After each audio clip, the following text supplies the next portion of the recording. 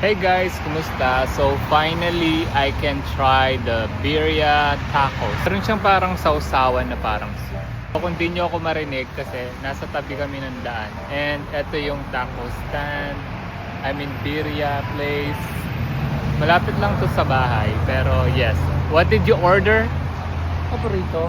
So yung kagandahan ng mga ganito guys, yung mga ganitong store, yung mga gumagawa talaga ng Mexican food ay mga Mexican talaga. So, hindi na kami kumain doon kasi umuulan. Sa bahay na lang, titikman ko siya kung pasado ba. Uy! May naging food vlogger. Okay, nakauwi na kami and eto na yung aking birria. Kala ko malaki siya. So feeling ko kulang to sa akin for lunch. And then eto yung inihintay kong dipping sauce.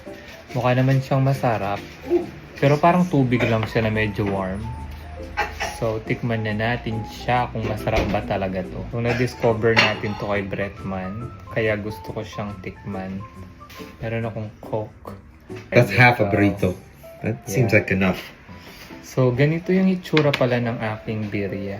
Para siyang soft shell taco. Ayan. Ano pala to? Queso birria. So, tikman na natin siya. So, i-dip mo siya here. Dunk it. Dip it. And oh my God! Is this a weekly thing na? It's so good! Ang sarap niya, guys. I think masarap siya kasi Mexican talaga yung mga nagtitinda. So, alam nila yung lasa ng traditional way of making this birria. Hey, you used to make fun of me for loving the Mexican food here so much. It's so See why I want it every week? Yeah. Ang sarap.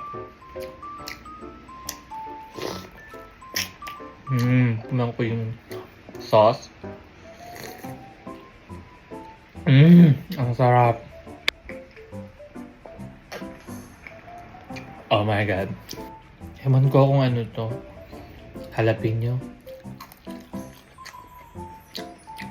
Yes. Meron siyang side na onion and stuff. One more.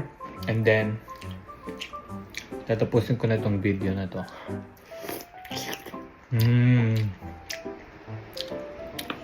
Okay guys, yun lang. Bye-bye!